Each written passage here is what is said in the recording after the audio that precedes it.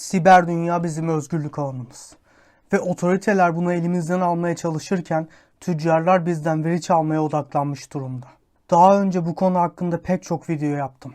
Fakat hızlandırmam gerektiğini fark ettim. Çünkü internet kısıtlamaları ve gizlilik ihlalleri kabul edilemez bir seviyeye ulaştı. Sana bu videoda sistemin dışına çıkmak için yapman gerekenleri anlatacağım. Bir nevi Uyanış serisindeki izleniyoruz videosuna benzeyecek. Fakat bu videoda detaylardan mümkün olduğunca kaçınacağım. Zaten bu serinin diğer videolarında sana detayları açıklamaya devam ediyorum. Fakat bu video bir acil durum videosudur. Şu an dünyada 130 aktif çatışma var. Ve bu savaşlar sadece sahada değil, siber dünyada da dönüyor. Bir sabah uyandığında banka hesabına giremediğini, internetin ulusal güvenlik gerekçesiyle kısıtlandığını ya da tüm özel yazışmalarının bir veri sızıntısıyla ortaya saçıldığını hayal et. Bu video seni sadece tüccarların elinden değil, olası bir siber kaostan korumak için.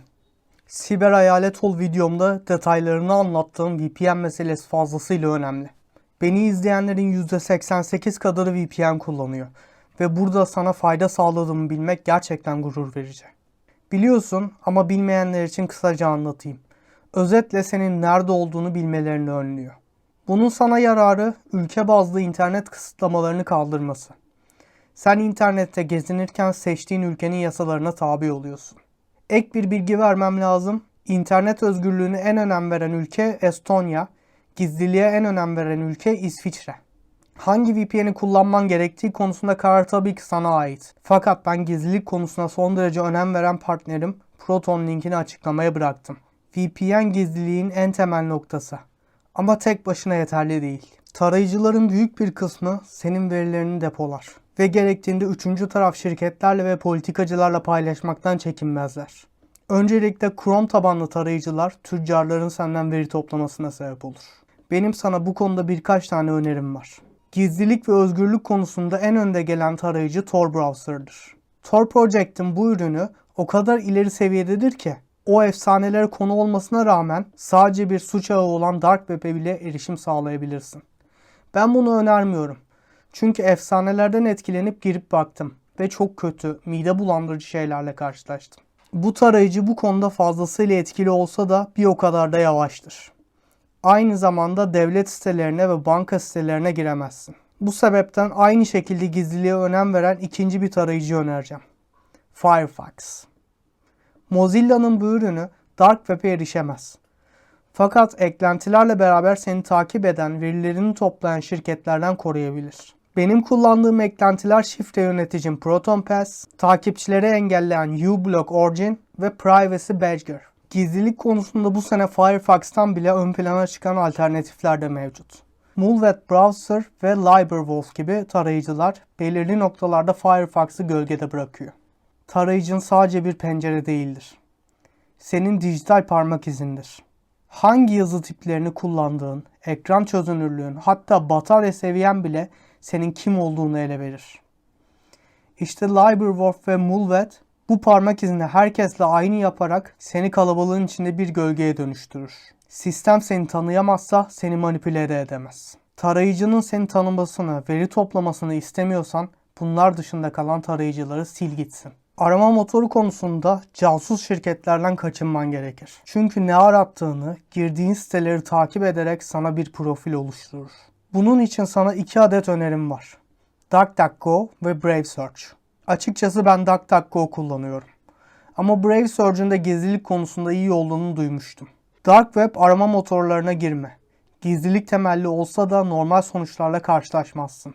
İlla gireceğim diyorsan da sağlam bir mideye sahip olman gerekir. Evet, gazetelerin resmi sitelerinin Dark Web versiyonları var. Ama onlar dışında kalan en masum içerikler birkaç kitap PDF'i. Belki bir gün Dark Web ile ilgili bir video yapar ve mümkün olduğunca merakını gideririm. Bunun için YouTube politikalarını incelemem gerekiyor tabii ki.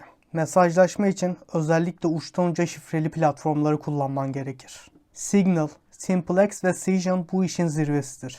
Pek çok mesajlaşma uygulamasında uçtan uca şifreleme olsa da kimin kime mesaj gönderdiği sunucuda kayıtlıdır. Sen yine de gerek iş gerek sosyal hayat sebebiyle kullandığın WhatsApp, Telegram gibi uygulamalarda uçtan uca şifrelemeyi açık hale getir. Mail alanında özellikle Proton Mail'i öneriyorum. Sebeplerimi Gizli Mesajlar adlı videomda zaten detaylıca anlattım. Özetle maillerin ana akım mail sağlayıcıları tarafından sunucularda açık açık gezerken Proton Mail'de tüm trafik şifreleniyor ve üçüncü bir kişi ya da kurum bunu göremiyor. Şifreler için ister yıldızların altında videomda anlattığım gibi bir şifre yöneticisi edin, ister her site için tamamen rastgele sayı, sembol ve rakamlardan oluşan şifreler uydurup bir kağıda not et. Ve her site için tamamen rastgele şifreye sahip olmak gerçekten çok önemli. Tabii ki yine partnerin Proton'un da bir şifre yöneticisi var. Dediğim o zahmetli kağıt olayını yapabilirsin. Ama insan beyni rastgele bir şey üretmeye programlı değildir. Dolayısıyla şifre yöneticisi çok daha mantıklı bir yol.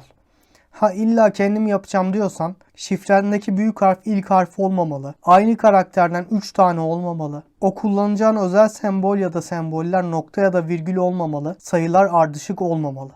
İşletim sistemi konusu teknik bir konu olduğu için bu videoda çok kısa yer vereceğim. Ama eğer kurabilirsen gizlilik açısından bu işin zirvesi telefonda Graphene OS, bilgisayarda Linux tabanlı sistemler. Bu konuda iyi haber, Motorola Graphene OS ile anlaştı ve 2027 yılında Graphene OS işletim sistemi olan cep telefonları piyasaya sürülecek. Bu sayede gizlilik ve güvenlik için teknik bilgi zorunluluğu bir nebze olsun ortadan kalkacak. Partnerin Proton'un ürün linklerini de açıklamaya bırakıyorum. Bu sefer ücretsiz sürümlerin linklerini bıraktım. Ama beğenirsen satın alarak bir üst seviyeye geçebilirsin. Benim videolarda bıraktığım linklerden satın alarak da bana maddi destek sağlayabilirsin. Proton da seni gizlilik konusunda oldukça üst bir seviyeye çıkaracaktır. Normalde bedava bir şey önermem. Fakat Proton ücretsiz kullanıcıların da maliyetini ücretli kullanıcılardan sağlıyor. Yani senin verilerini satarak para kazanmıyor. Çünkü senden veri toplamıyor. Ücretsiz olmasının dezavantajı ise bazı bölgelerde biraz daha yavaş çalışıyor. Yani ücretsiz sürümün deneme olarak düşün. Beğenirsen satın al. Ben Mert Tamtürk. Gizlilik haktır ve bu hakkı şirketlere de otoritelere de yedirmeyeceğiz.